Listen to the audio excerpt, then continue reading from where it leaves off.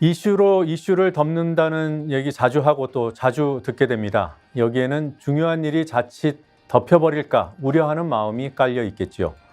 그래서 꼭 기억해야겠다 이런 마음 갖는 경우도 있지만 모든 이슈를 늘 기억하는 일 쉽지도 않고 또 그럴 필요도 없습니다. 계기가 생길 때 떠올려 보는 정도면 충분합니다. 명절 고속도로를 달릴 때 양평 고속도로 이슈가 어렴풋이 생각났고 또 차례상에 오른 어물을 보면서 후쿠시마 오염수 방류 문제를 걱정했다면 그걸로 충분합니다. 계기를 스스로 만들어주는 이슈의 장본인들도 있습니다. 압수수색 횟수가 어쨌다고 떠드는 검찰, 이재명 구속에 실패하고도 법원 공격하고 또 야당을 향해 저주의 언어를 쏟아내는 여당. 이런 현실이 안타깝지만 결론은 이슈로 이슈를 덮는 일 걱정하실 필요 없습니다.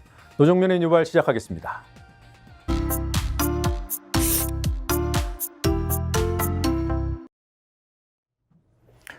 네, 주목할 만한 기사들 여러분들과 함께 살펴보고 중요한 부분에 밑줄을 쫙 그어보는 시간입니다. 네, 추석 연휴 며칠 동안 신문들 발행을 하지 않았습니다. 그래서 웹기사, 인터넷에 올라와 있는 기사들 중심으로 살펴보겠습니다. 네, 윤 대통령이 국군의 날, 어제 국군의 날을 맞아서 이런 발언을 했습니다. 북한이 도발하면 1초도 기다리지 말고 응사하라.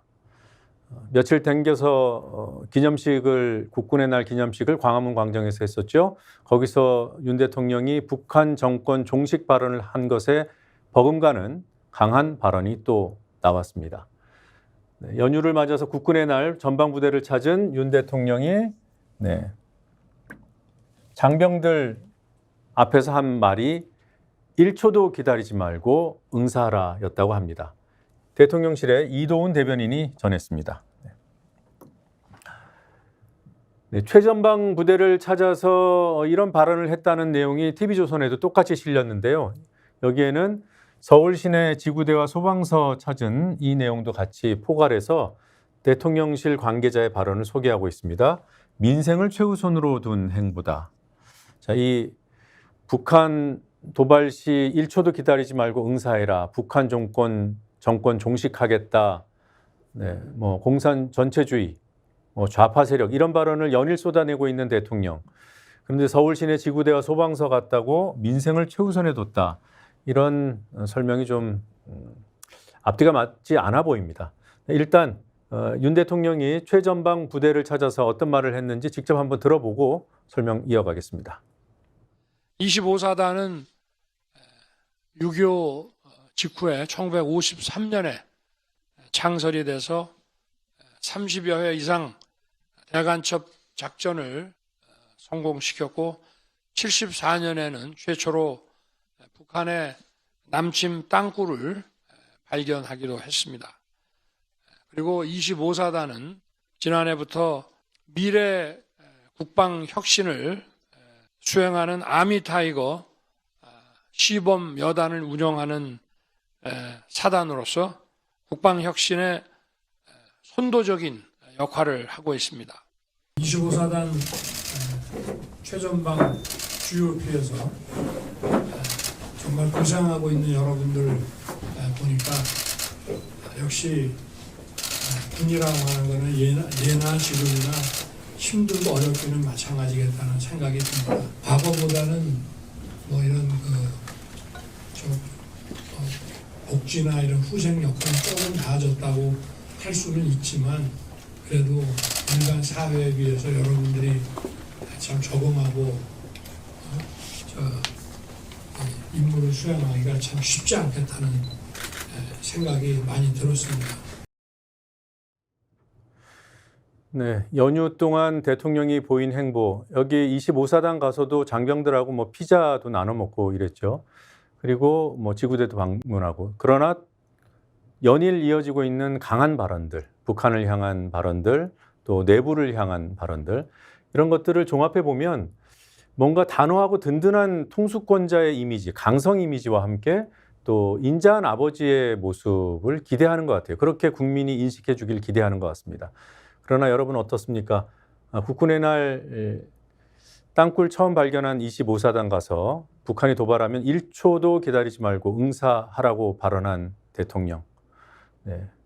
혹시 또리 장군 놀이에 빠져 있는 60대의 미필. 미필은 아시다시피 군에 안 다녀온 분들을 일컬는 말입니다. 이런 이미지는 아닐지 그런 생각을 해봤습니다. 오늘은 노인의 날입니다. 연합뉴스가 노인의 날에 맞아서 기사 하나를 실었는데 눈에 확 띄더군요. 노인 자살률이 OECD 최악 수준이다. 이건 뭐 이미 여러 통계를 통해서 확인된 바 있는 내용입니다. 지금 연구 결과 하나를 지금 보도하고 있습니다. 국가가 금전 지원을 하면, 노인들을 대상으로 금전 지원을 하면 우울감을 완화시키는 효과가 확인됐다는 연구 결과. 이걸 소개하고 있는 연합뉴스의 기사입니다. 이게 국가가 금전적으로 지원하는 것을 공적 이전이라고 표현한답니다. 노인을 향한 공적 이전은 효과가 확인이 되는데 국민연금이나 또 자녀들이 주는 용돈은 효과가 확인이 안 된다고 합니다. 물론 이것이 있어서 나쁠 것은 없지만 그만큼 공적 이전, 국가가 직접 금전 지원을 하는 것에 효과가 크다라는 연구 결과입니다. 그러나 우리나라의 노인 공적 이전, 공적 지출 수준은 주요국의 3분의 1에 불과하다. 이 내용을 연구한 연구 학계에서 이런 지적을 하고 있습니다. 이게 무슨 얘기겠습니까? 노인을 향한 복지를 좀 더 확장해야 된다. 직접적인 금전 지원이 필요하다. 이런 얘기를 하고 있는 거고요. 10만 명당 노인 자살률이 2019년 기준이지만 46.6명. 그동안 더 나아졌을 가능성이 있을까요? 글쎄요. 2019년 기준으로는 46.6명입니다. OECD 회원국 중 최고. 여기서 최고는 최악을 의미하죠. 말씀드린 대로 이런 노인을 향한 복지 지원, 국가의 금전 지출 수준은 주요 선진국의 3분의 1에도 못 미쳤다. 지금 비교하고 있는 국가들이 오스트리아, 독일, 스웨덴, 덴마크, 벨기에, 노르웨이, 영국 등입니다. 유럽의 국가들 평균적으로 GDP의 7.05% 수준, 많게는 10%에 육박하는 나라들도 있어요. 적어도 6%대입니다.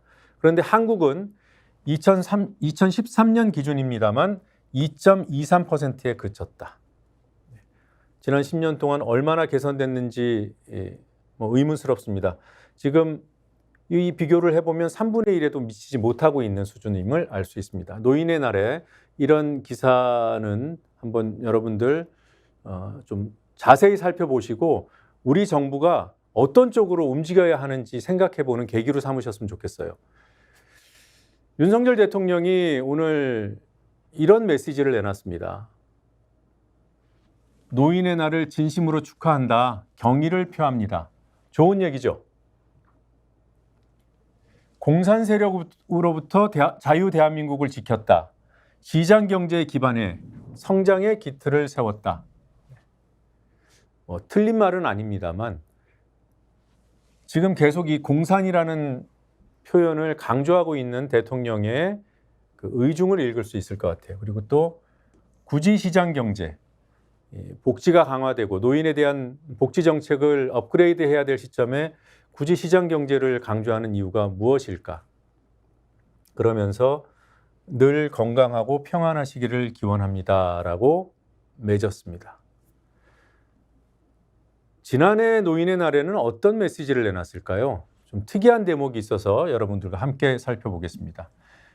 이 노인들이 우리 사회에 기여한 부분, 여러 부분이 있겠습니다만 공산 세력하고 싸웠다라는 것은 오래 강조했다면 지난해에는 일제 강점기 독립투쟁의 현장에서 자유를 지켰다라고 쓰고 있습니다. 1년 사이에 도대체 무슨 일이 있어서 강조점이 이렇게 극단적으로 바뀌었는지 의문이 듭니다. 대통령 관련 기사 좀 더 보겠습니다. 이거는 일주일 전에 나온 기사인데요. 최근에 윤 대통령 뉴욕 다녀왔죠. 이른바 유엔을 무대로 왕성한 다자 외교를 펼치고 왔습니다. 대통령실에서 기네스북 기록에 도전해 볼 만하다고 그렇게 얘기할 정도의 그런데 체면을 구겼다라는 제목이 뉴스버스 기사에 올라와 있습니다. 그 40여 개 정상을 만났다고 하지 않았습니까? 그 가운데 한 명인 파라과이 대통령, 하필이면 윤 대통령 만난 바로 다음 날에 부산 엑스포 경쟁국인 사우디를 지지하겠다고 공개적으로 선언했어요.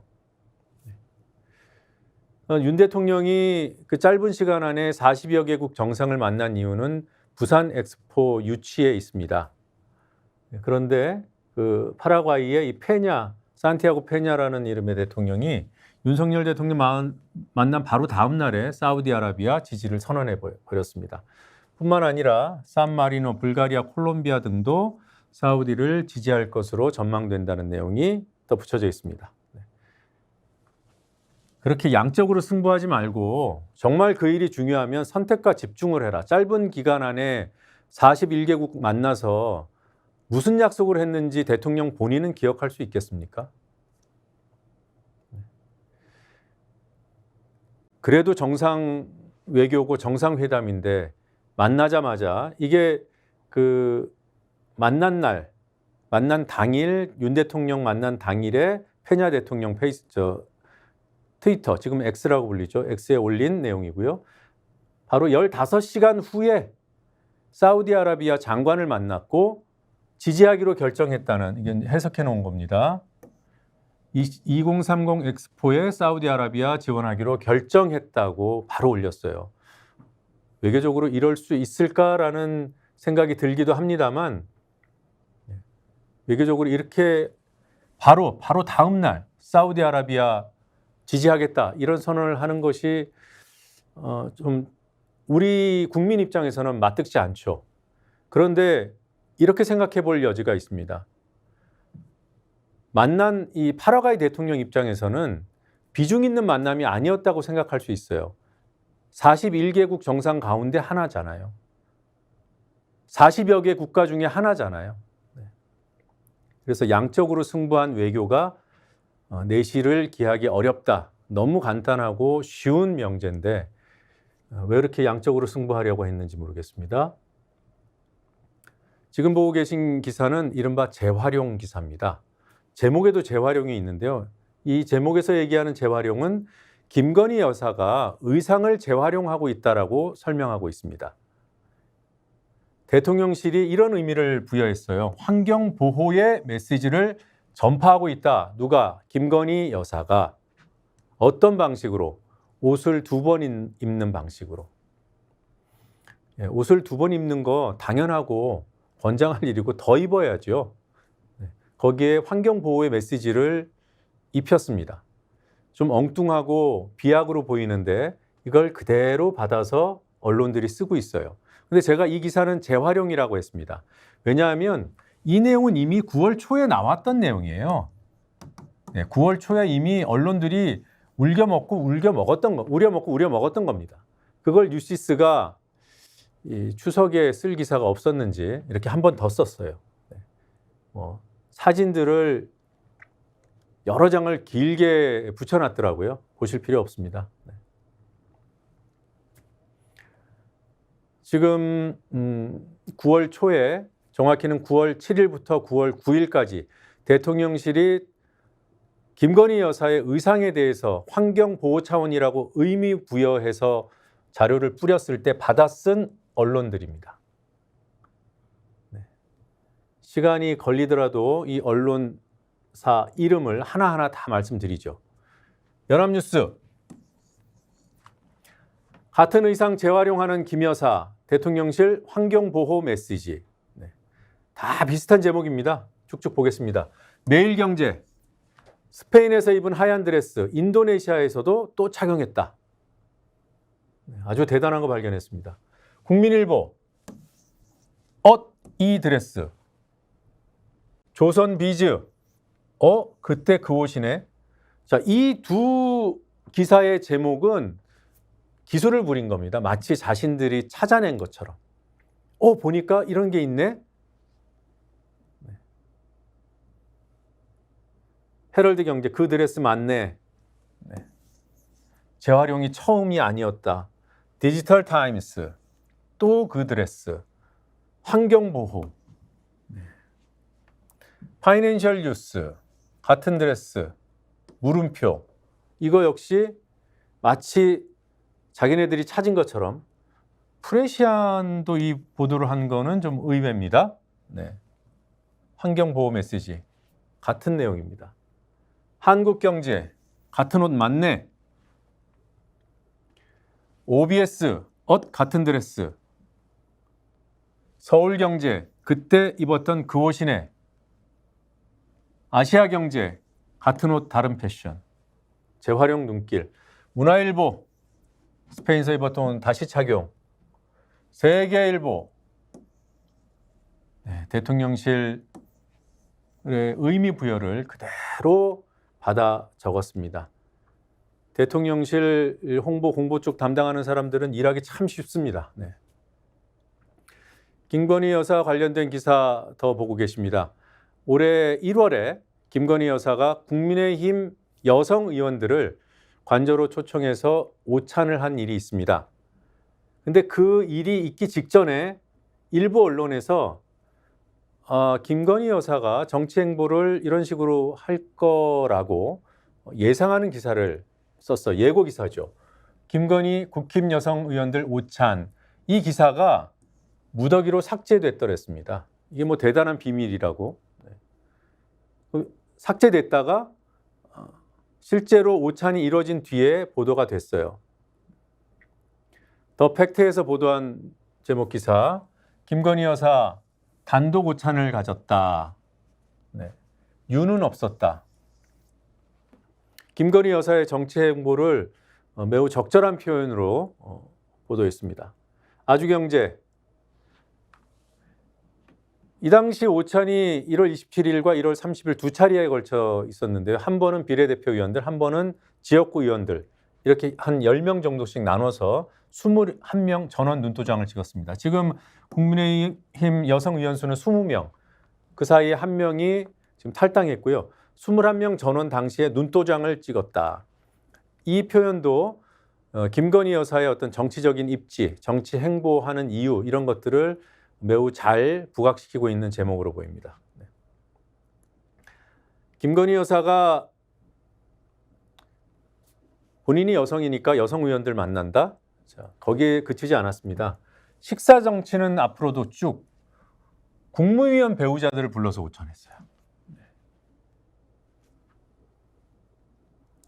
나쁜 일을 했다고 말씀드리는 거 아닙니다. 정치적인 맥락을 좀 짚어보자는 뜻입니다.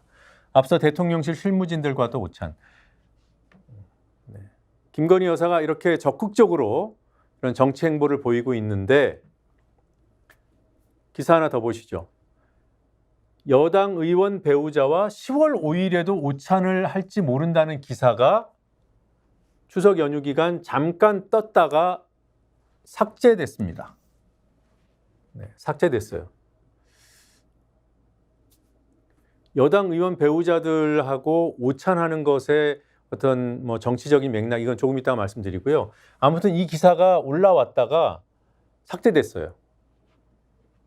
여성 배우자 말이 여당 의원 배우자지 국민의힘 남성 의원 한 90명 정도 되잖아요. 그들의 배우자들이면은 한 90명 정도 되는 겁니다. 그분들하고 오찬을 한다. 한꺼번에 다 하는 건지 뭐 나눠서 하는 건지 아니면 이게 잘못된 보도인지 그건 아직까지는 알 수 없지만 이런 보도가 있었습니다. 이제 여기서 한번 생각해 볼 것이 여기 100여 명은 좀 잘못 쓴 것 같아요. 여기서 우리가 한번 생각해 볼 것이 김건희 여사는 대통령의 배우자잖아요. 정치인이 아니고요. 물론 실질적으로 정치적인 영향력을 대통령의 부인도 가질 수 있습니다. 그런데 어느 정도로 절제하고 필요한 행보를 하는가 아니면 왕성하게 거침없이 하는가 이건 완전히 다른 얘기입니다. 김건희 여사가 만약에 여당 의원 배우자와 오찬을 추진한다. 다른 방식으로든 만나는 것을 추진한다고 하면 이건 굉장히 큰 의미가 있어요. 조금 전에 여성 의원들 20여 명은 따로 만난 거 말씀드렸죠. 만약에 여당 의원 배우자도 만난다면 여당의 전 의원을 직간접적으로 접촉하는 겁니다. 본인 아니면 그 배우자를. 그리고 내년 4월이면 총선이에요. 대통령의 여당에 대한 어떤 장악력, 뭐 개입 의혹 이런 것들이 정치 문제로 부각되고 있는 시점입니다. 그런 의미를 짚어볼 만한 기사라는 점을 말씀드립니다. 자, 여기서 한 가지 좀 생각을 해보죠. 김건희 여사가 뭐 외교에서도 왕성한 활동을 하고 있고 국내 정치에서도 이런 활동을 했거나 하려고 한다는 보도가 나오고 있습니다. 그런데 여러분 한 2년 전 대선 전국으로 한번 돌아가 보시죠. 김건희 여사가 그 당시 본인의 허위 이력 문제가 불거졌을 때 뭐라고 얘기했는지 잊지 않으셨겠지만 바삐 돌아가다 보면 이슈가 계속 바뀌다 보면 아차 하고 놓칠 수 있습니다. 그때마다 기억을 되살려 드리겠습니다. 직접 듣고 오겠습니다. 그리고 남편이 대통령이 되는 경우라도 아내의 역할에는 충실하겠습니다. 부디 노여움을 거두어 주십시오. 뭐 아내의 역할이 이런 것이다라고 얘기하면 뭐 그냥 타고 넘어갈 수 있을지 모르겠지만 저 당시 아내의 역할에 담긴 의미는 조금 전에 보신 여당 의원들을 뭐 배우자든 본인이든 전부 다 만나겠다 이런 건 아니겠죠. 칼럼 하나 보겠습니다. 매일경제에 올라와 있는 노원명 기자가 쓴 에세이입니다. 고래를 두려워하지 않는 검찰이 치를 대가. 이재명 민주당 대표 구속영장 기각에 관한 얘기를 하려는 모양이에요. 검찰이 지금 나와 있습니다. 노원명 기자는 이 칼럼에서 검찰이 이재명 대표를 구속 일보 직전에서 놓치는 것을 보고 소설 모비딕이 생각났다고 합니다. 모비딕이라는 거대한 고래를 쫓는 선장과 선원들의 이야기. 이 모비딕을 쫓는 이 선단의 이 배의 선장은 에이허브라는 사람이죠. 이 에이허브 선장은 모비딕이라는 비현실적 목표에 한눈을 팔다가 배와 선원을 다 잃고 본인도 죽었다라고 이 노 기자는 쓰고 있습니다. 모비딕은 이제 에이허브 선장이 모비딕한테 이 다리를 잃고 이제 복수하는 과정이죠. 그 과정을 비현실적 목표에 매달리는 한눈을 판다. 네. 그러면서 검찰에 또는 검찰을 총지휘하는 한동훈 장관에 또는 그 위에 있는 윤석열 대통령에 비유하는 글로 읽힙니다. 이재명 사건 전개 과정에서 한동훈 장관은 데스크보다는 모비딕에 쓰인 에이허브 선장처럼 보였다. 여기서 말하는 데스크 역할은 뭔가 조율하고 자제시키고 뭔가 검찰이 움직일 때 정무적인 판단을 하든 또는 뭐 수사 원리에 입각해서 판단을 하든 조율하고 진정시키고 이런 역할을 하는 거죠. 데스크 역할. 그런데 그런 역할보다는 모비딕에 쓰인, 귀신에 씌었다는 얘기 하잖아요. 모비딕에 씌인 에이허브 선장처럼 굴었다는 거예요. 네. 아니면 어쩌면 1등 항해사 스타벅이었는지도 모르겠다. 스타벅은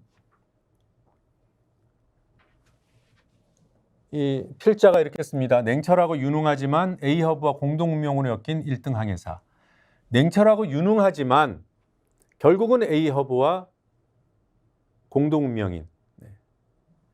자, 여기까지 읽고 보면 뭐 검찰을 비판하는 칼럼인 것은 이해가 됐고요. 한동훈 장관은 그러면 에이허브인가 아니면 스타벅인가? 한동훈 장관 스스로 스타벅을 언급한 적이 있습니다. 스타벅스 언급한 한동훈. 스타벅스는 이 소설 모비딕의 스타벅에서 왔습니다. 스타벅스를 언급한 한동훈, 신임 검사에게 소신을 위해서, 올바른 소신을 지키기 위해서 실력을 갖추라는 내용을 말합니다. 작년에 있었던 신임 검사 강연, 2022년 8월에 있었던 내용인데 법무부 TV에 올라와 있더군요. 잠깐 듣고 설명 이어가겠습니다. 스타벅스 많이 가시죠? 스타벅스의 스타벅 뭔지 아시죠? 저는 모비딕이라는 책, 허머벨의 책을 굉장히 좋아하거든요. 그 배의 1등 항해사가 스타벅이에요. 그래서 스타벅스. 제가 굉장히 좋아하는 구절이 있는데 I will have no man in my boat, said Starbuck, who is not afraid of a whale. 무슨 뜻인지 이해하시겠어요? 그거는 용기에 관해서 쓴 말이거든요. 이게 여러분들이 제가 아까 말한 것처럼 자기 소신을 다 갖추고 살아야 한다는데 언제나 그러려면 뭐가 필요하냐면 실력이 필요해요. 제일 검사로서 인생이 초라해지는 건 뭐냐면 소신을 내가 가지고 내가 정말 관철했는데 답이 틀렸을 때, 그러면 정말 무서워지지 않겠어요? 내가 내 인생을 걸고 소신을 관철시켰는데 가능합니다. 여러분이 인생을 걸면 여러분의 소신을 관철할 수 있어요. 그러니까 검사가 무서운 거예요. 근데 그 답이 틀리면 어떻게 되겠어요? 그 기회를 여러 번 오지 않습니다. 그러니까 그걸 굉장히 잘 준비하고 실력을 갖추니 그만큼 중요하다는 말이에요. 네, 한 가지 일로 사람 전체를 평가할 수는 없습니다만 지금 한동훈 장관이 지난해 했던 그 얘기, 지금도 갖고 있는 본인의 뭐 소신 정도 되는 것 같아요. 본인한테 되물어야 한다고 생각합니다.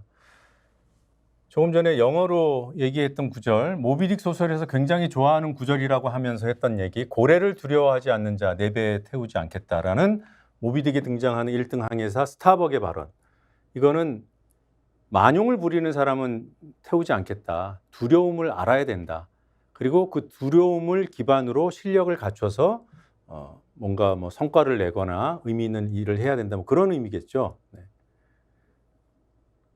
그런데 과연 한동훈 장관은 그런 얘기를 후배 검사들한테 할 그런 위치가 되는지, 얼마나 초라해지겠냐. 본인이 소신을 갖고 관철하려고 했는데 뭐 우스워진다는 표현도 썼더군요.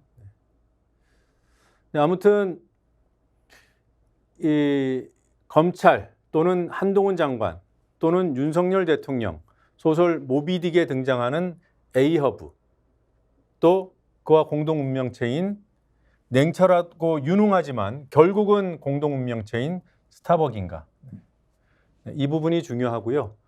또 한 가지 이 칼럼에서, 조금 전에 소개해드렸던 칼럼에서 이런 대목이 나옵니다. 한 장관은 모비딕을 어지간히 감명 깊게 읽은 모양이다. 네, 어지간히 감명 깊었나 보다. 이런 얘기를 합니다.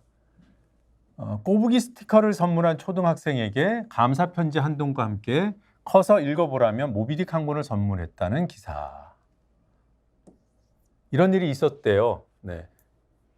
초등학생이 한동훈 장관님처럼 되고 싶어요 라는 취지의 글과 함께 본인이 소중하게 여겼겠죠. 꼬부기 스티커, 네, 포켓몬빵 안에 들어있는 꼬부기 스티커를 선물했고, 한동훈 장관이 고마워하면서 선물한 것이, 답례품으로 선물한 것이 모비딕이라는 소설이었다. 이 내용입니다. 이 기사를 이 노은명 기자는 어느 신문에서 읽었을까요?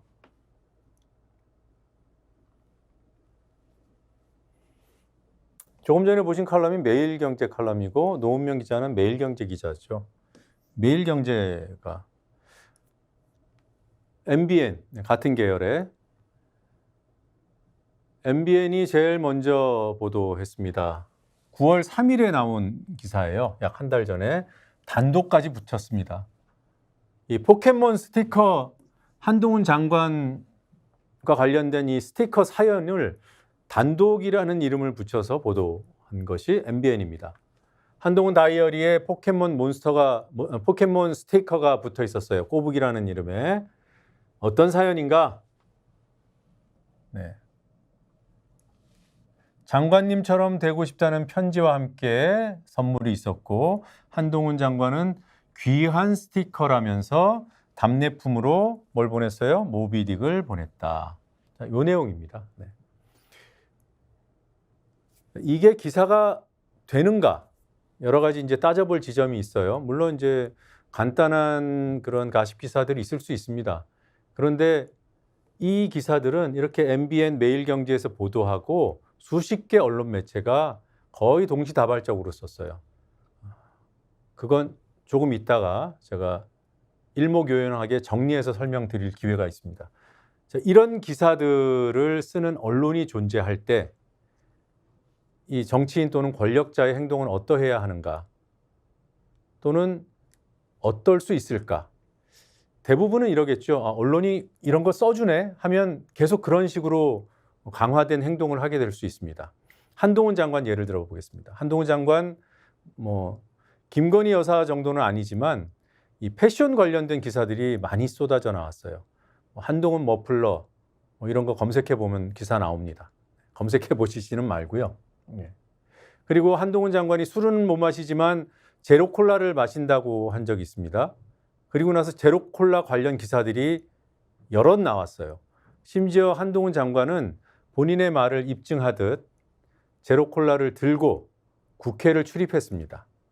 상임위원회 현장에 들고 가서 앉아 있었고요. 나올 때 기자들 카메라 갖다 댈 때 손에 들고 있고, 그런 일들이 연출됐어요. 이럴 때 이게 진짜 연출 아닌가? 이런 소품을 깔아서 연출하려는 거 아닌가? 이런 의심이 들었죠. 그 뒤에 무슨 일이 있었습니까? 형광펜 보도가 있었습니다. 한동훈 장관이 업무용으로 쓴다는 형광펜이 있어요. 이렇게 이제 밑줄을 긋고 이런 걸 하는 거죠. 그게 카메라에 잡히고 여당 의원은 마치 그 스타워즈의 광선검 같다고, 한동훈 장관이 이렇게 하면은 광선검을 휘두르는 것 같다고 이렇게 얘기했어요. 그러니까 짜고 친 거 아니냐 이런 비판도 나오고요. 그런 일들이 있던 차에 스티커까지 나온 겁니다. 귀한 선물을 받으면 그걸 본인이 잘 간직하면 되죠. 근데 어떻게든 알리고 싶은 욕망이 있을 수도 있습니다. 사람인 이상. 근데 한동훈 장관이 그랬는지는 본인 마음속으로 못 들어가 보니까 모르겠지만, 적어도 한 장관은 기자들이 볼 수 있는 다이어리, 업무용 다이어리에 스티커를 붙였고, 그게 노출이 됐고, 그리고 취재가 들어오자 친절하게 협조했습니다. 이 편지의 내용을 당사자가 얘기 안 해주면 어떻게 합니까? 이 부분이 소극적이든 적극적이든 자랑했다는 의심을 하게 만드는 거죠. 그리고 매일경제 찐 우정 확인해 봤습니까? 말씀드린 대로 이런 보도를 받아 쓴 언론들 이 프로그램 말미에 쭉 모아서 설명드리겠습니다. 검찰 36회다, 민주당은 376회다. 이재명 민주당 대표에 대한 압수수색 횟수, 이재명 대표 관련 수사에 대한 거겠죠? 그렇죠? 압수수색 횟수를 놓고 검찰은 36회, 민주당은 376회, 10배 이상 차이가 납니다. 이 부분에 대해서, 이게 이제 추석 연휴에 나온 이제 기사들인데, 이 부분에 대해서 아직까지는 목록표가 나오진 않았어요. 그게 언론이든 정당이든 검찰이든 목록표를 만들어서 이제 내놓으면 그걸 검증하면 되겠죠. 검증해서 목록표를 만들어도 되고요. 아직까지는 그렇게 팩트 체크한 내용들이 없습니다. 어느 쪽이 맞는지는 이제 앞으로 보면 결론이 날 거고요. 36회인지 376회인지 아니면 이 사이 어디에 있는지. 그런데 이 논쟁을 벌이다 보면은 본질을 놓치게 되죠.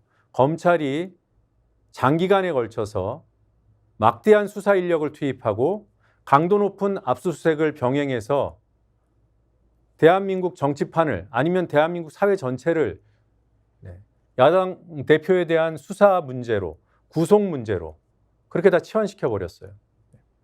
그 책임이 검찰에 없다 할 수 없습니다.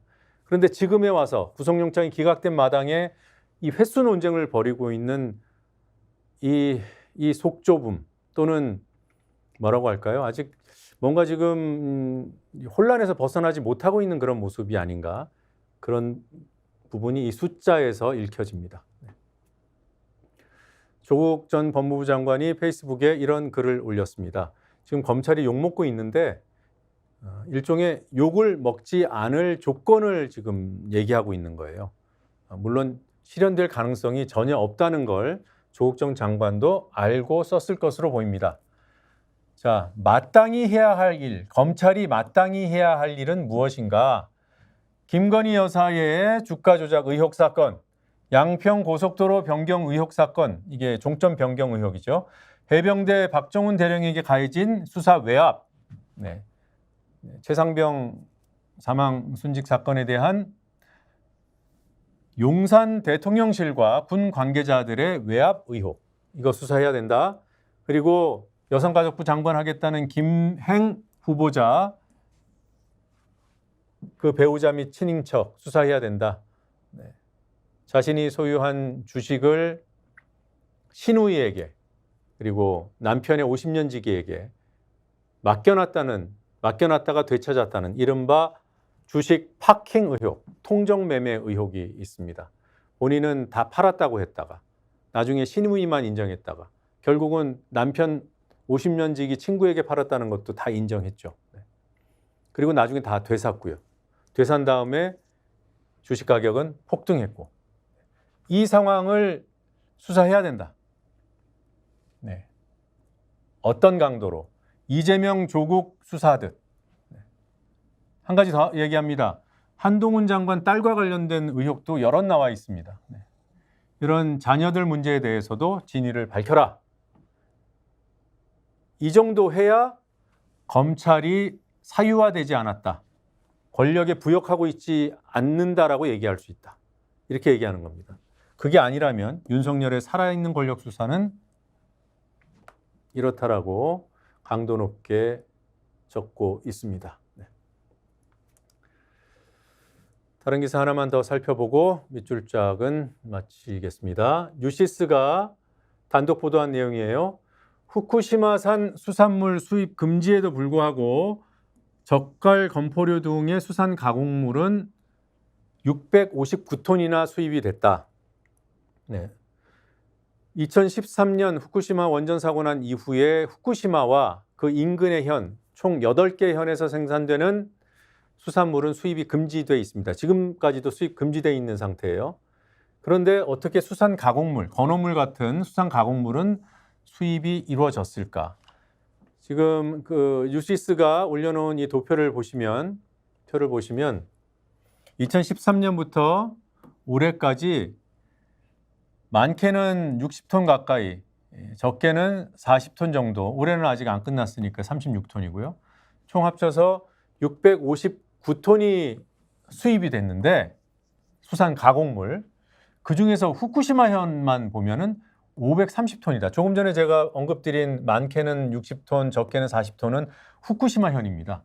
그 인근 금지되어 있는 8개 현까지 다 포함하면은 659톤이 되는 거죠. 네. 이게 어떻게 가능했을까? 의문이죠. 식약처가 내놓은 해명이 더 의문스럽습니다. 후쿠시마 소재 제조업체에서 수입된 거다. 그러니까 후쿠시마에서 잡힌 또는 후쿠시마 인근에서 잡힌 수산물을 가공했다고 보는 것이 아니라 식약처는 제조업체가 후쿠시마에 있어서 통계로 잡힌 거라고 얘기하는 거예요. 이 말이 틀린 말은 아니겠죠. 그러면 식약처의 설명은 이거 하나가 더 들어가야 됩니다. 여기에 더해서 이 후쿠시마 소재 제조업체는 후쿠시마 이외 지역, 이 8개 현 이외 지역에서 생산된 수산물을, 잡힌 수산물을 가지고 가공했다라고 설명을 해야죠. 그래야 해명이 되는 거죠. 그래야 안전해지는 거죠. 그래도 안전할까 의문입니다만 식약처의 해명은 제조업체가 후쿠시마에 있을 뿐이다라고 얘기하고 있습니다. 네. 이거는 해명이 아니에요. 그냥 일단 말을 한번 내뱉어 본 거죠. 자, 이 수산 가공물, 일본 후쿠시마와 인근 현에서 생산되고 한국으로 수입된 659톤이 도대체 이 가공물 만드는 수산물이 어디서 잡혔는지 식약처는 빨리 확인해서 알려야 될 텐데, 만약에 확인할 방법이 없으면, 제가 볼 때는 확인할 방법 없어요. 확인할 방법이 없으면 이 수입금지의 구멍입니다. 이 수입금지 조치의 구멍이기 때문에 대안 마련이 시급해 보입니다. 네. 자, 오늘 살펴본 기사들 쪽지 시험 보겠습니다. 한번 총정리해 보는 시간입니다. 같이 풀어보겠습니다. 좀 더 키워서요.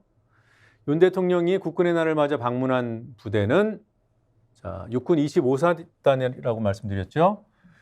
이 육군 25사단은 북한 무엇을 최초로 발견한 곳입니까?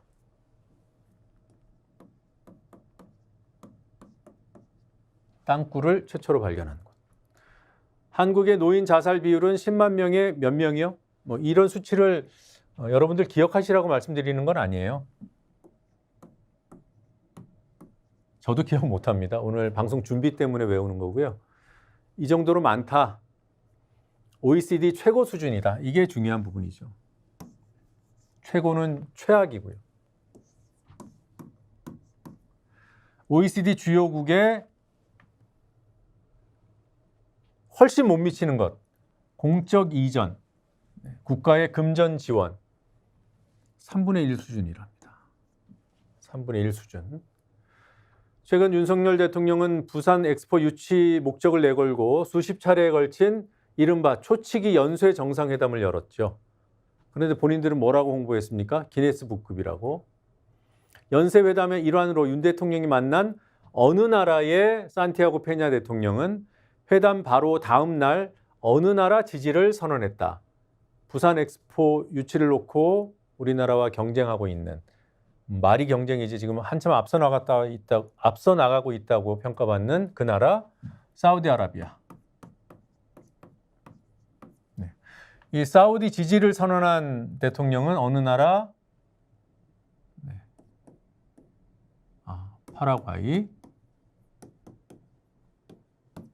파라과이의 산티아고 페냐 대통령이 회담 바로 다음 날에 이렇게 시체말로 뒤통수를 쳤습니다. 한동훈 장관이 초등학생으로부터 꼬부기 스티커 선물 받았다고 했죠. 이 꼬부기 스티커 초등학생도 그렇고 청소년들 사이에서 인기가 많다고 해요. 꼬부기뿐만 아니라 이 포켓몬빵 안에 들어있는 이 스티커들, 포켓몬 캐릭터들.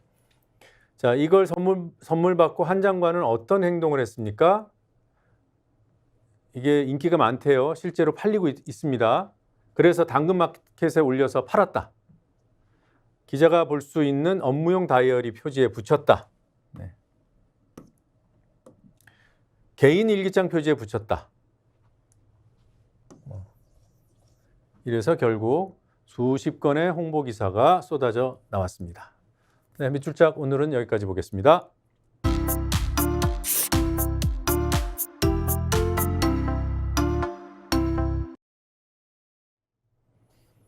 네, 이번에는 문제 있는 기사들 발라서 버리는 순서입니다. 아주 문제가 큰 기사는 아니고요. 한 가지 여러분들 오해하실까 봐 가져왔습니다. 폴리뉴스 기사입니다. 이재명 대표가 윤석열 대통령한테 민생 영수회담을 제안했죠. 조건 없이 만나자 이렇게 제안했습니다.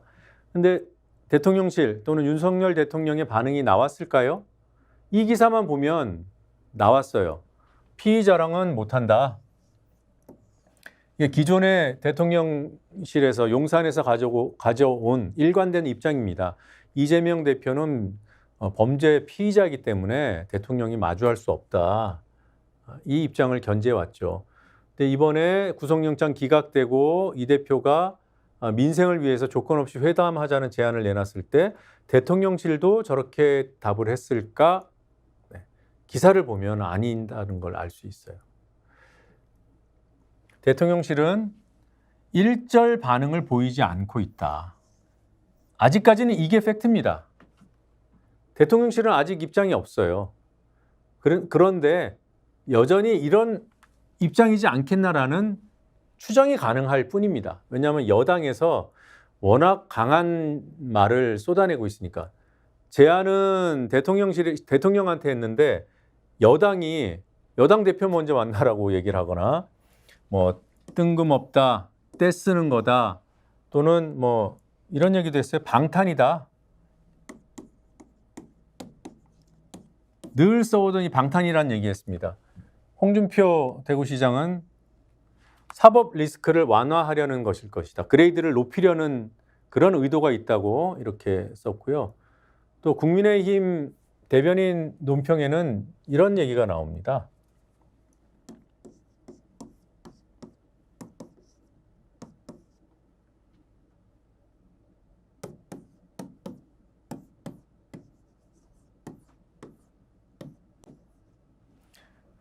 사심불구, 이게 정치인들 한자 성어 쓰는 거 좋아하잖아요. 대변인 성명, 국민의힘 대변인 성명에 나온 얘기인데, 뱀의 마음을 하고 마치 부처의 말, 부처의 입, 부처의 말을 한다.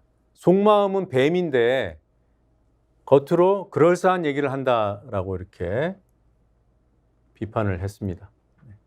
아무튼 대통령실의 입장은 아직 나오지 않고 있습니다.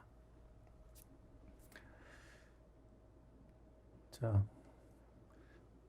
여러분들 뭐 추석 연휴 맞아서 고속도로 이용하신 분들 많을 텐데, 고속도로 하면 서울 양평 고속도로, 이른바 김건희 로드 이슈 떠올려 보는 계기로 삼아 주시면 좋겠어요. 이게 굉장히 중요한 일이에요.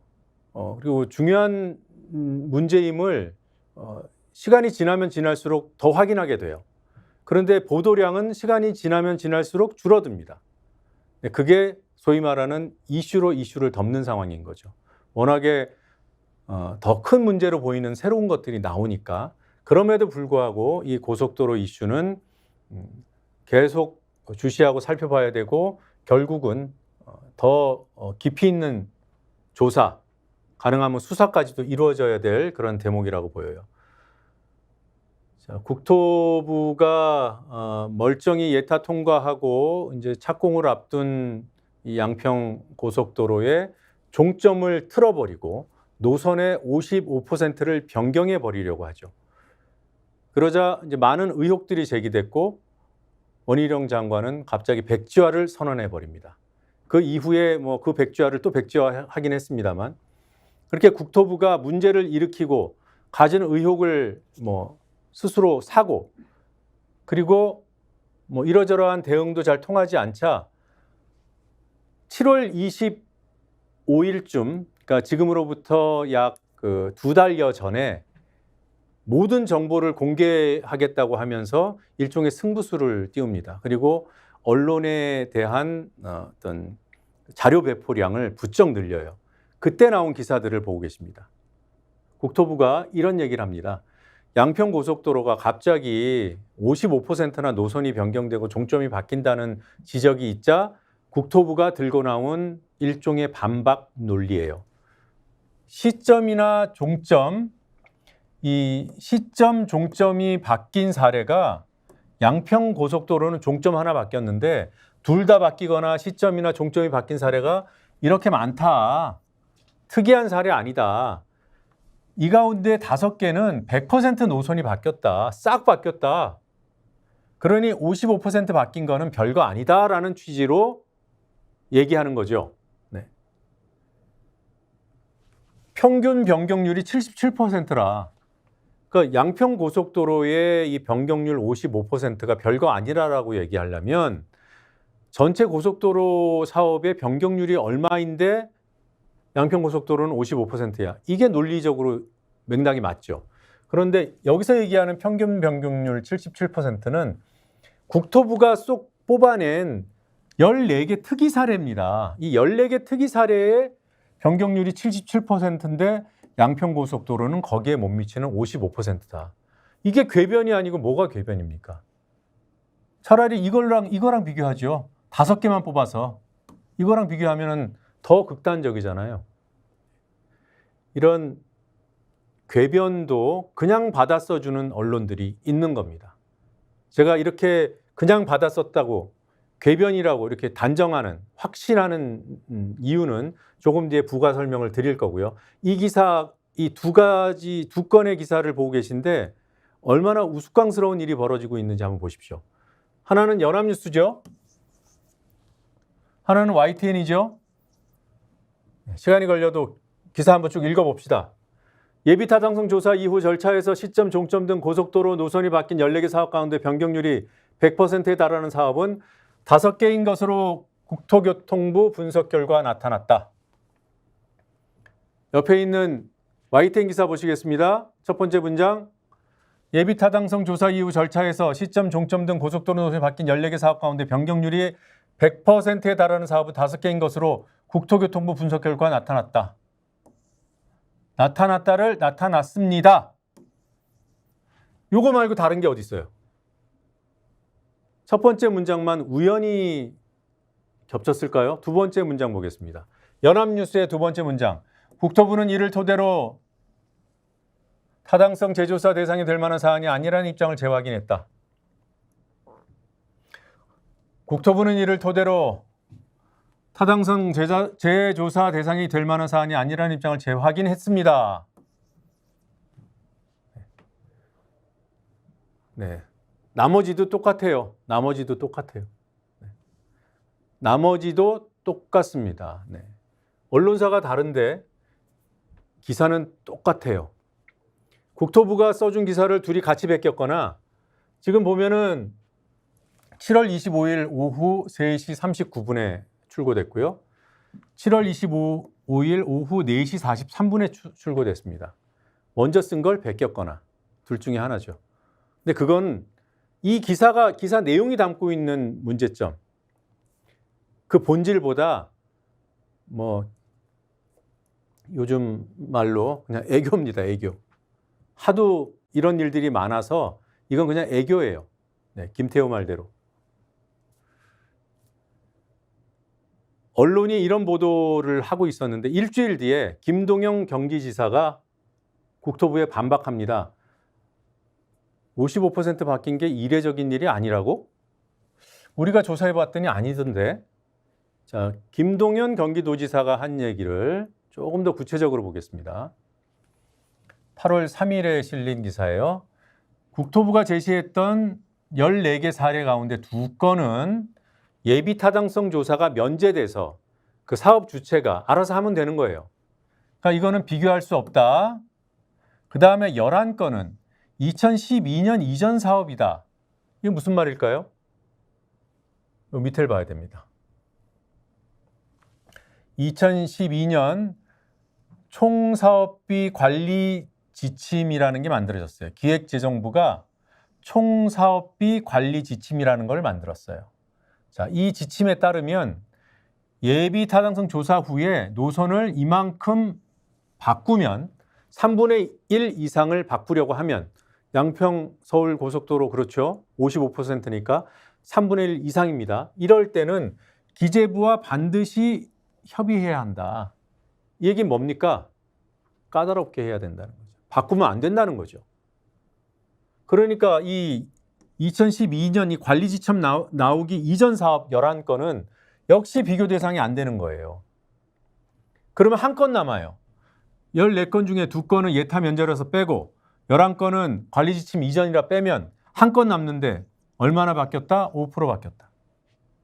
5% 바뀌었다. 계양 강화 고속도로. 비교할 만한 건 이거 하나인데 얘는 5%밖에 안 바뀌었어요. 근데 양평 고속도로는 55%가 바뀌었습니다. 이 무렵에 언론이 쏟아낸 또 하나의 국토부 스피커 노릇. 양평 고속도로 예비 타당성 조사에서도 근본적 대안 검토 필요성을 언급했다더라. 근본적 대안 검토. 종점 바꾼 거잖아요. 국토부가 지금 종점을 김건희 여사 일가 땅이 있는 그 부근으로 옮긴다는 거잖아요. 종점에 대한 대안 검토가 필요하다고 2021년 기재부 예비타당성 조사에서 이미 그때 지적을 했다. 그러니 명분이 있는 거다. 거기에 따라서 종점을 변경한 거다. 검토해 봤더니 종점을 바꿀 수밖에 없다. 이 얘기를 지금 하고 있는 거예요. 그래서 이 예타라는 거는 하고 나면 보고서를 수백 페이지 보고서를 쓰게 돼 있습니다. 그걸 찾아봤어요. 표지입니다. 서울 양평 고속도로 건설 사업 예비 타당성 조사 보고서. 네. 보이시죠? 2021년 5월에 이 보고서가 만들어졌습니다.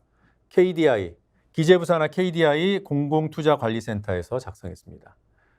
거기 152페이지를 보면 다른 페이지에도 나옵니다만 이 부분이 가장 명확해서 152페이지 보시겠습니다. 네. 본 사업 접속을 고려한 이 접속은 종점 부분. 이게 원래 있는 도로가 있고요. 원래 도로가 있고 양평고속도로가 여기 와서 이렇게 와서 붙어야 되는데 여기 접속하는 거. 있던 도로에다가 새 도로를 갖다 붙이는 거. 이 얘기하고 있는 겁니다. 본 사업 접속을 고려한 대책은 미반영됐다.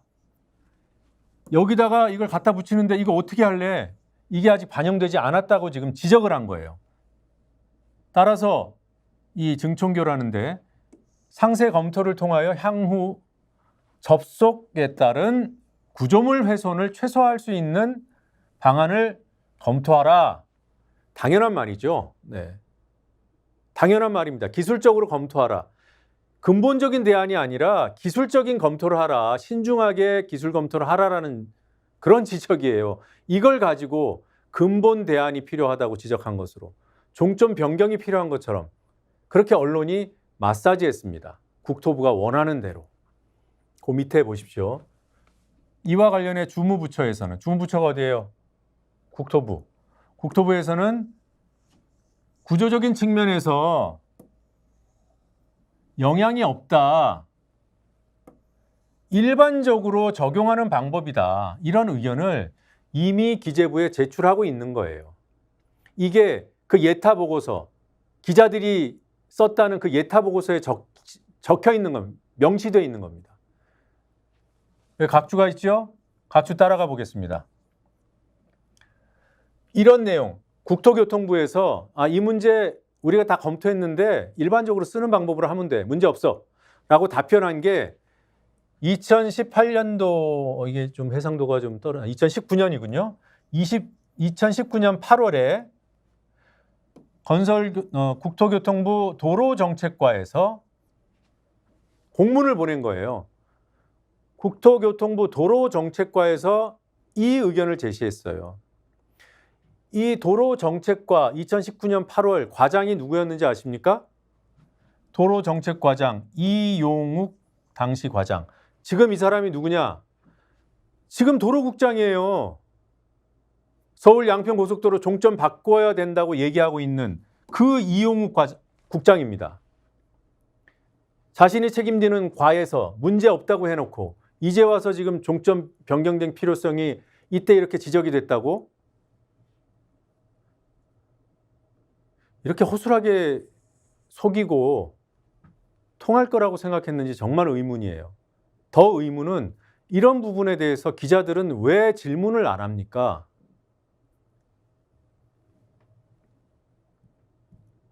네.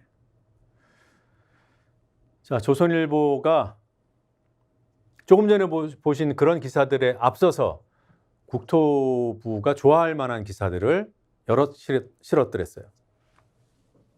7월 9일자 기사부터 보시겠습니다. 단독 보도라고 했죠. 민주당 전 양평군수 일가. 그러니까 지금 군수는 전진선 국민의힘 소속이고요. 직전 군수는 정동균 민주당 소속이었습니다. 전 양평군수 일가가 고속도로 원안 종점, 조금 이따 지도에서 설명드리겠습니다. 그 원안 종점 일대의 대주주였다. 3,000평이나 갖고 있었다. 그러니 민주당은 내로남불이다. 자, 원안이 있고 원안의 종점이 있고 또 변경안의 종점이 있지 않습니까? 근데 이 변경안의 종점 인근에 김건희 여사 일가 땅들이 수만 평이 있어요. 그러니까 조선일보가 원안 종점 부근에도 문제가 있네? 민주당 전 군수의 땅 3,000평이 있네? 여기에 대해서 정동균 전 양평 군수는 이렇게 얘기합니다. 차로 30분 걸리는 땅이다. 큰 산이 하나 가로막고 있어서 지금 바로 가는 도로가 없다.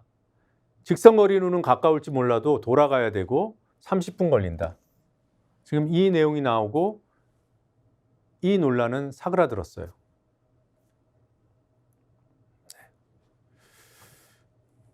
자, 여러분들 양평 서울 고속도로 이해하기 좀 복잡한 게 이게 도로 구조를 좀 알아야 됩니다. 양평의 지역적 특성을 좀 알아야 돼요. 그게 아니라 그냥 말로만 설명을 들으면 무슨 얘기인지 이해하기 쉽지 않습니다. 그렇다고 늘 지도를 펴놓고 설명을 들을 수도 없잖아요. 누가 그렇게 설명해 주는 사람도 없고. 뉴발에서 해드리겠습니다. 시사인이 그려놓은 이 서울 양평 고속도로 원안과 변경안 이 개요도예요. 자, 서울 송파와 하남 경계 지역에서 출발합니다. 이렇게 가서 양평군 양서면에 가서 이 원래 있는 도로, 지금 개통되어 있는 중부 내륙 고속도로 여기에 와서 붙는 겁니다. 이게 2021년도 예타를 통과한 이른바 원안이에요. 여기 지역을 좀 보시면 여기가 두물머리, 세미원이 여기 있고요. 이 두물머리 일대 이 6번 고속도로가 상습 정체 구간입니다. 여러분 이 주변 이 지역 관통해서 강원도로 가거나 여기 두물머리 오시려면 주말에는 각오하셔야 되죠. 경험해 보신 분들 많을 겁니다. 왜 이 6번 국도는 왜 상습 정체 구간이라고 얘기하는가? 서울에 있는 사람들이 강원도 쪽으로 갈 때, 두물머리로 올 때 다 여기를 거쳐서 가게 돼 있어요. 강북에 있는 사람은 물론이고 강남에 있는 사람들도 이렇게 가게 돼 있습니다. 지금 내비에 길찾기 한번 찾아보십시오. 다 이쪽으로 가게 돼 있어요. 그러니까 여기가 막혀 버리는 겁니다. 이 문제를 해소하기 위해서 강남에 있는 사람들은 이리로 가시오라고 하는 겁니다. 강남에 사시는 분들은 이쪽으로 가세요. 그랬는데 원희룡의 국토부가 갑자기 이쪽으로 바로 가지 말고 이쪽으로 이렇게 거쳐서 갈래? 라고 얘기하고 있습니다. 여기가 막혀서 여기 갈 사람들을 이쪽으로 유도하는데 밑으로 빼서 여기서 다시 타고 올라가야 되면 다시 타고 올라가서 이렇게 가거나 또는 요 밑으로 해서 강원도로 가야 되는 거죠. 아니면은 타고 올라가서 이쪽으로 강원도로 가거나 요 부분은 조금 있다가 설명을 다시 드리겠습니다. 자, 두물머리 쪽으로 가는 사람만 놓고 얘기한다면 이렇게 가라고 했는데 이렇게 가거나 이렇게 가면 여기에 두물머리 IC가 있어요. 이렇게 해서 여기 어딘가로 가라는 건데 이렇게 돌아가라고요? 이렇게 돌아가라고요? 왜요? 왜 이렇게 돌아가야 돼요? 자, 기본 개념이 그렇습니다. 그러니까 이 왜 그렇게 돌아가야 되지? 여기에 대한 의문이 해소되지 않는 겁니다. 네. 다시 말씀드리면, 자, 여기는 원래 있는 중부 내륙 고속도로라고 했죠. 지명 하나하나씩 조금 더 보겠습니다. 여기가 남양평 IC, 중부 내륙 고속도로에 지금 있어요. 여기 남양평 IC 지금 있습니다. 그리고 여기 양평 IC 지금 있어요. 여기 두물머리 IC 지금 있습니다. 다 있어요. 자, 여기에 원안은 이쪽으로 간다고 했죠.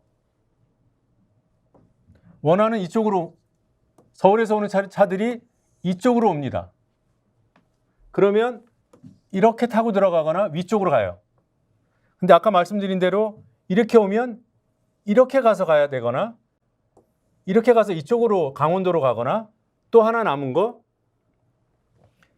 이리로 나와서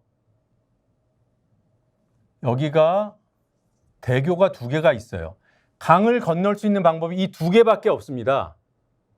양평 중심은 이 2개밖에 없어요. 양근대교, 양평대교 이 2개밖에 없습니다. 이쪽으로 나오면은 이렇게 가거나 도심을 관통해야 돼요. 읍내를 관통해야 돼요. 어디로 가든.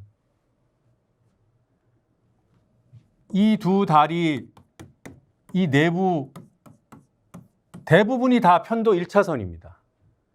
장날, 주말, 출퇴근 시간, 평일에도 그냥 막혀요. 이 양평에 사는 사람들은 다 알아요. 근데 1위로 빼서 1로 해서 강원도로 가라고?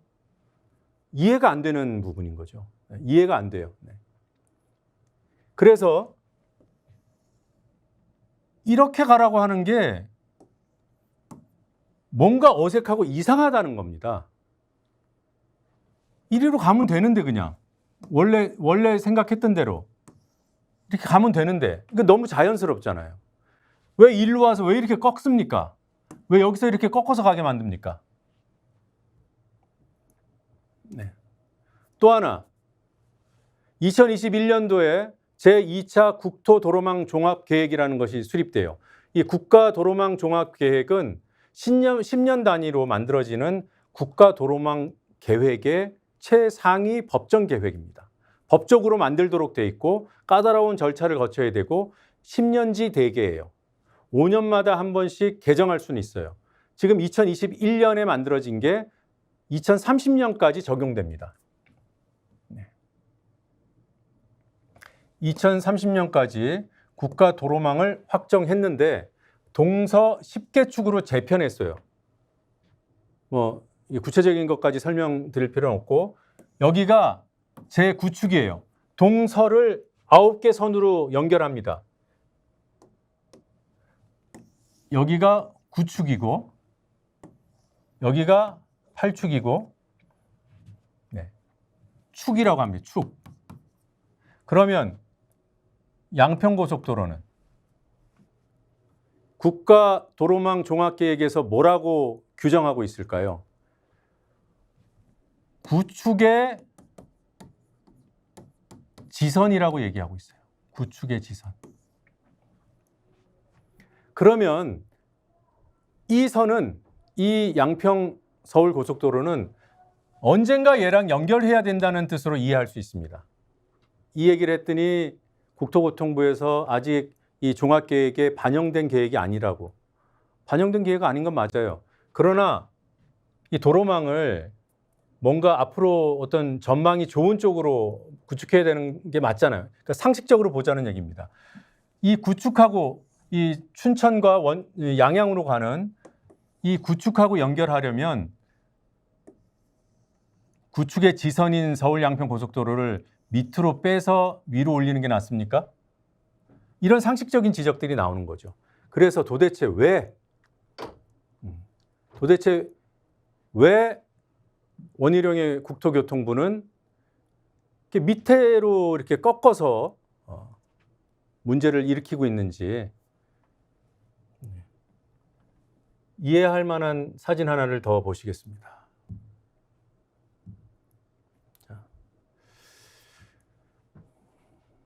이 사진이 좀 더 꽹하고 보기 좋으신 것 같네요. 네.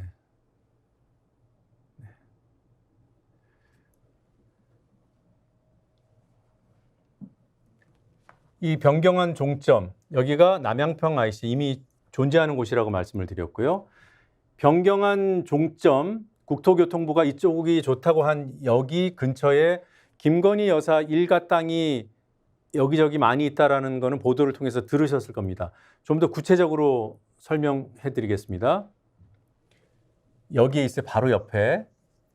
근데 이 종점 바로 옆에 있는 거는 사실 크게 의미는 없어요. 왜냐하면 여기를 이렇게 거쳐서 나가야 되니까. 남양평 IC로 와서 가야 되니까. 그래서 오히려 여기 땅이 조금 더 유리할 수 있습니다. 여하튼 이 일대 여기 양평 IC 이 지점을 기점으로 보면 여기까지 약 1.5km예요. 여기는 1km도 안 되고요. 이 반경 안에 또 알려지지 않았던 비교적 최근에 알려진 땅이 하나 더 발견됐습니다. 저는 여기 강 이쪽에는 이 강상면 쪽에는 이 두 덩어리가 있다고 알려졌었어요. 여기는 17개 필지, 여기 3개 필지. 근데 여기 2개 필지가 추가로 확인이 됐는데 여기는 김건희 여사의 모친인 최은순 씨가 근저당을 설정해 놓은 땅 2필지가 추가로 확인이 됐습니다.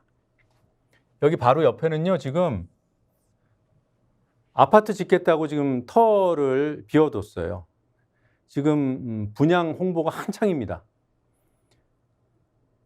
고속도로를 가지고 홍보하고 있어요. 지금 이미. 네. 자, 아까 제가 설명드릴 때 종점이 이쪽으로 바뀌면 강원도 가는 차들은 이쪽으로 빠지게 된다고 말씀드렸습니다. 여기까지 1.5km에 불과하다고 했죠. 몇 분 오면은 여기서 빠져나가는 거죠. 여기서 빠져나가서 이쪽으로 나가면 편할 것 같아요. 그런데 아까 말씀드린 대로 양근대교, 이 양평대교 상습 정체 구간입니다.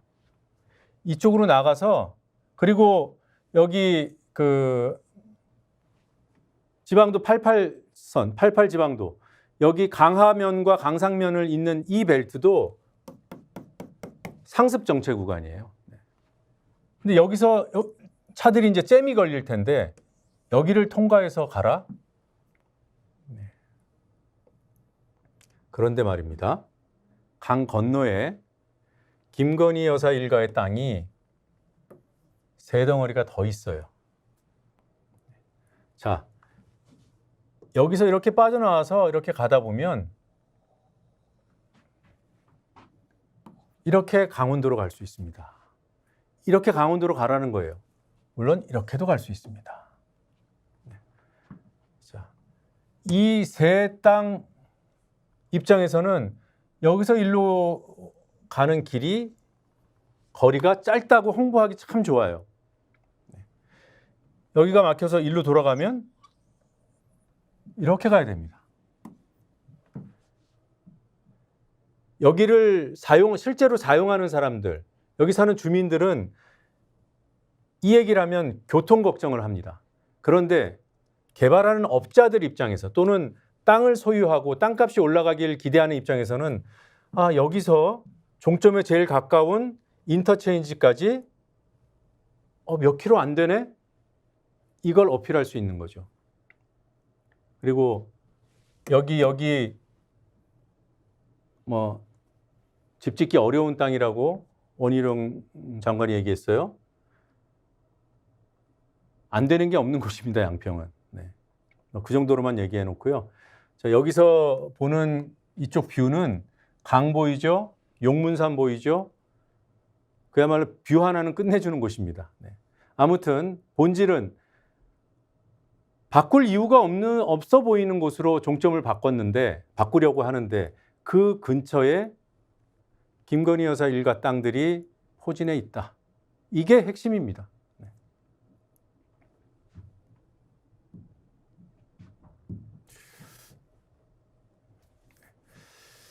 네, 이 정도 설명드리고 잠시만 쉬었다가 여러분들 지금 올려주고 계신 댓글 소개해 드리겠습니다. 네, 여러분들 지금 라이브로 방송 보고 계시고요. 또 알고 계신 분들 댓글을 많이 올려주고 계십니다.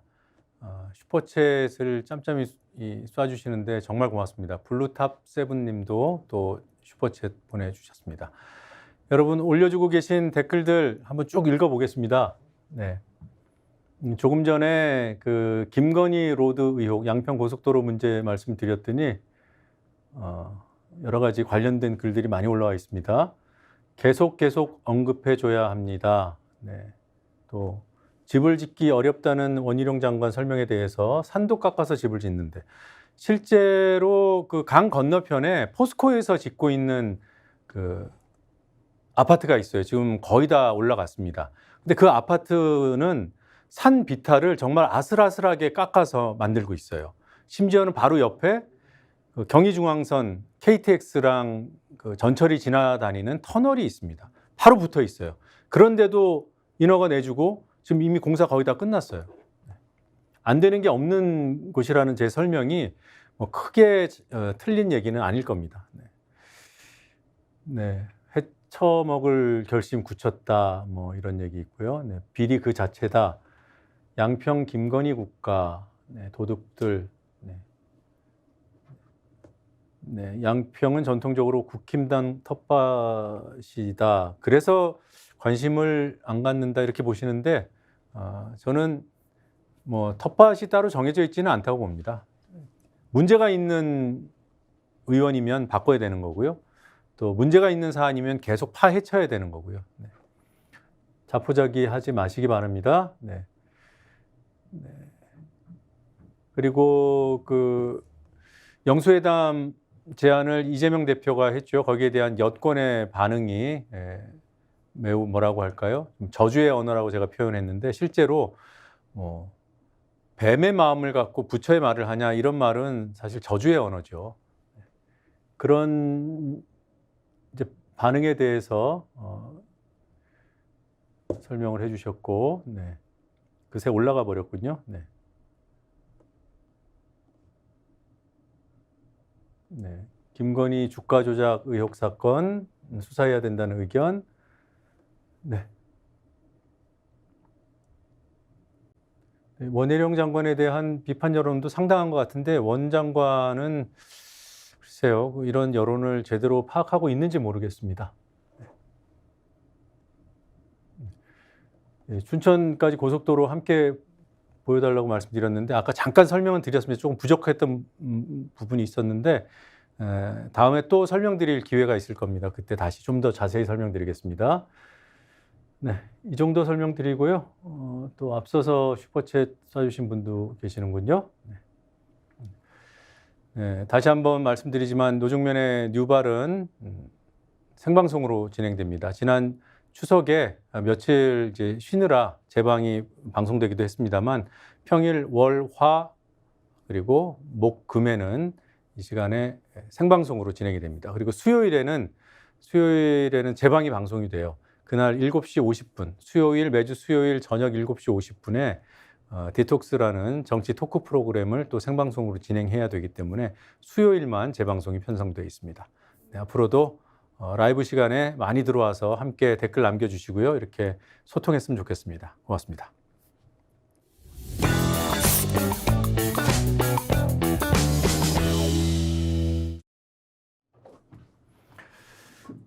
네, 노정면의 뉴발 통신문 하나 보고 마무리하겠습니다. 앞서서 한동훈 장관과 꼬부기 그리고 언론의 그런 홍보 보도 행태에 대해서 말씀드렸습니다. 얼마나 많은 언론들이 이 한동훈 꼬부기 기사를 쏟아냈는지 통신문에 담아봤습니다. 한동훈과 꼬부기 그리고 언론, 한국 정치와 언론의 민낯입니다. 권력자가 스티커 한 장을 다이어리에 슬쩍 붙이자 언론이 감동 사연으로 포장해 줍니다. 패션 소품과 제로콜라는 너무 노골적이다 싶었는데 형광펜 거쳐서 스티커까지. 한동훈의 슬쩍 기술도 진화 중입니다. 걱정 마십시오. 감시의 눈도 진화합니다. 여러분과 함께 감시 역할을 더 강화해 나가겠습니다. MBN이 이런 기사들 썼다는 말씀 드렸고요. 자, 하나씩 보겠습니다. 정말 그러한지 정말 그렇습니다. 서울신문 사연 있는 스티커였다. 네. 세계일보 초등생 선물이었다. 중앙일보 같은 내용입니다. 아시아경제, 파이낸셜 뉴스, 헤럴드 경제, 네.